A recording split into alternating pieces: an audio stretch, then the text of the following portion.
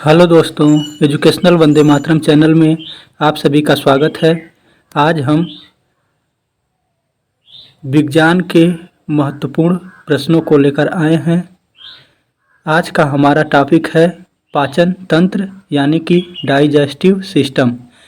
चलिए हम क्विज को प्रारंभ करते हैं।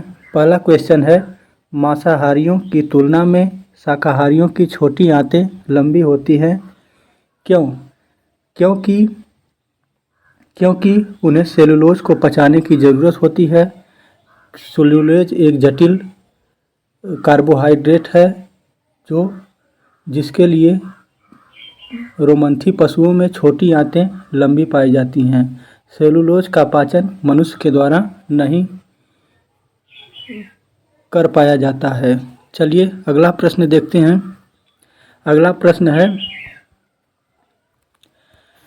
आंत में पाचन के पश्चात अवशोषित वसा का वहन किसके द्वारा किया जाता है?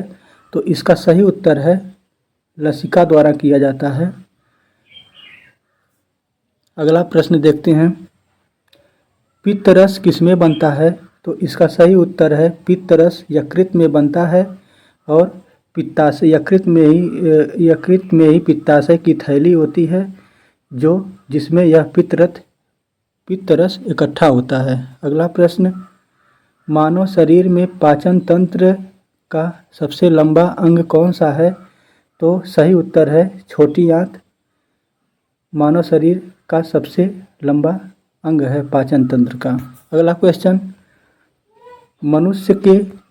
मनुष्य के मुख गुहा में निम्न में से किसका पाचन शुरू होता है? तो मनुष्य के मुख गुहा में निम्न में से सर्वप्रथम कार्बोहाइड्रेट का पाचन प्रारंभ हो जाता है। यहाँ पर 90% कार्बोहाइड्रेट का पाचन हो जाता है और 10% आगे वाले भागों में होता है। चलिए अगला प्रश्न देखते हैं, पाचन के बाद प्रोटीन किस में बदल जाता है? तो पाचन के बाद प्रोटीन एमिनो एसिड में बदल जाता है। यह सरल अणुओं में टूट जाता है। अगला प्रश्न, लार में युक्त पाचक एंजाइम लार एमाइलेज से किसका पाचन शुरू होता है? तो सही उत्तर है कार्बोहाइड्रेट का पाचन शुरू होता है। अगला प्रश्न है, मानव शरीर में प्रोटीन का पाचन निम्नलिखित में से किस अंग द्वारा शुरू होता है? तो इसका सही उत्तर है प्रोटीन का पाचन आमाशय में पेप्सिन एंजाइम द्वारा शुरू होता है। अगला प्रश्न है, यकृत द्वारा स्रावित पित्तरस का क्या कार्य है? तो यकृत द्वारा स्रावित पित्तरस का कार्य यह भोजन को क्षारीय बनाता है। अगला प्रश्न, वसा का पाचन किसके द्वारा सुगम होता है? तो वसा का पाचन पित्तरस के द्वारा सुगम होता है। अगला प्रश्न है, पेट में प्रोटीन तोड़ने के लिए कौन सा एंजाइम जिम्मेदार होता है? तो इसका सही उत्तर है पेप्सिन एंजाइम, जो कि आमाशय में स्रावित होता है। यह प्रोटीन का पाचन करता है। अगला प्रश्न है, पाचन में बड़ी आंत का प्राथमिक कार्य क्या है? तो पाचन में बड़ी आंत का प्रमुख कार्य है जल एवं खनिज लवणों का अवशोषण एवं मल का निर्माण करना। यह बड़ी आंत का प्राथमिक कार्य है। अगला प्रश्न क्या है, निम्नलिखित में से कौन सा पाचन का सहायक अंग है जो इंसुलिन का उत्पादन करता है? तो इसका सही उत्तर है अग्नाशय की बीटा कोशिका द्वारा इंसुलिन हार्मोन्स का स्राव किया जाता है, जिससे इसकी कमी से डायबिटीज या मधुमेह रोग हो जाता है। अगला प्रश्न, छोटी आंत में कार्बोहाइड्रेट पाचन का अंतिम उत्पाद क्या है? कार्बोहाइड्रेट के पाचन का अंतिम उत्पाद ग्लूकोज होता है और जो होता है प्रोटीन का अंतिम उत्पाद एमिनो एसिड होता है और वसा का फैटी एसिड होता है। अतः सही उत्तर विकल्प 3। अगला क्वेश्चन, पाचन क्रिया के विभिन्न चरणों का कौन सा क्रम सही है? तो पाचन क्रिया के विभिन्न चरणों में सबसे पहले अंतर्ग्रहण करना होता है, इसके बाद पाचन आता है, इसके बाद अवशोषण होता है, इसके बाद स्वांगीकरण होता है, इसके बाद निष्कासन हो जाता है।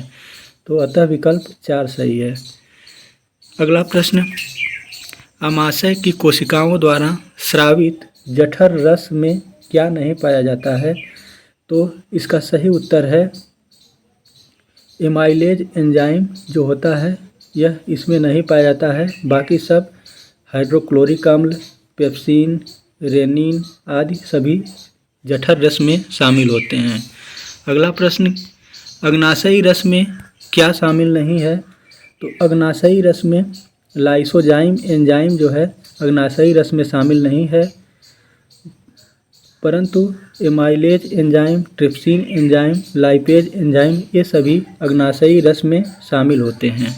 अगला प्रश्न, मनुष्य में अपेंडिक्स एक अवशेषी अंग है जो बड़ी आंत के किस भाग में पाया जाता है?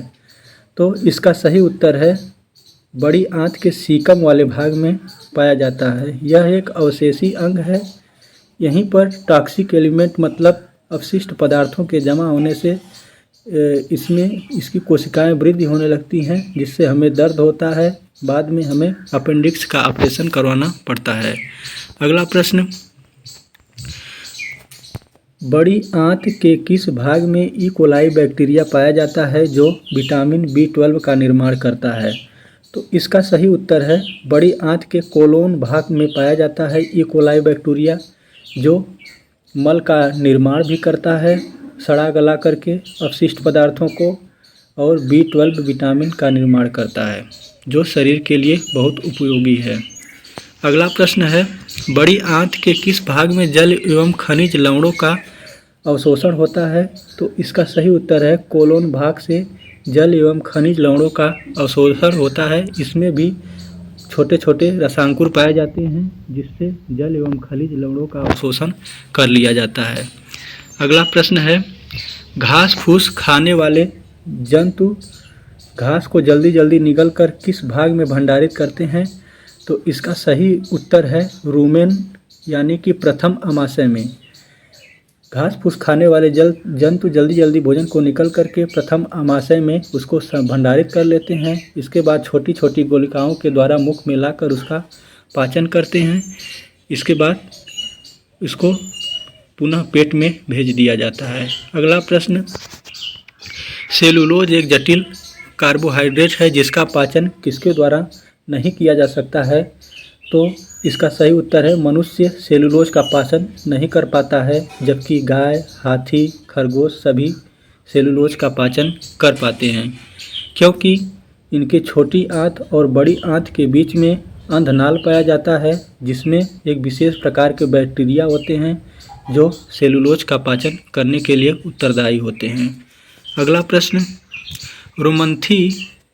रोमंथी पशुओं के क्षुद्रांत व बृहदांत के बीच थैलीनुमा संरचना होती है जिसे अंधनाल कहा जाता है। इसमें कुछ विशेष प्रकार के जीवाणु पाए जाते हैं जो किसका पाचन करते हैं? तो इसका सही उत्तर है सेलुलोज का पाचन करते हैं। अगला प्रश्न देखते हैं, अमीबा में भोजन का पाचन किस भाग में होता है? तो इसका सही उत्तर है खाद्य धानी या खाद्य रिक्तिका में अमीबा भोजन का पाचन करता है। अगला प्रश्न है, मुख गुहा में सर्वप्रथम किसका पाचन होता है? तो मुख गुहा में सर्वप्रथम कार्बोहाइड्रेट का पाचन होता है। अगला प्रश्न, मुख गुहा में पचे भोजन को हम क्या कहते हैं? तो मुख गुहा में पचे भोजन को हम बोलस कहते हैं। अगला प्रश्न, अमाशय में पचे भोजन को हम क्या कहते हैं? तो अमाशय में पचे भोजन को हम कायम कहते हैं। अगला प्रश्न, कार्बोहाइड्रेट, प्रोटीन और वसा का पूर्ण पाचन कहाँ होता है? तो इसका सही उत्तर है छोटी आंत में, क्योंकि इन सभी का पाचन जठर रस तथा अग्नाशयी रस के द्वारा छोटी आंत में मिलने से सभी का पूर्ण पाचन हो जाता है। अगला प्रश्न, लसिका छोटी आंत में अवशोषित किसका परिवहन करती है? तो लसिका जो है वह वसा का परिवहन करती है। यह वसा को अवशोषित करके लसिका द्वारा विभिन्न भागों में पहुंचाया जाता है। तो चलिए यहीं पर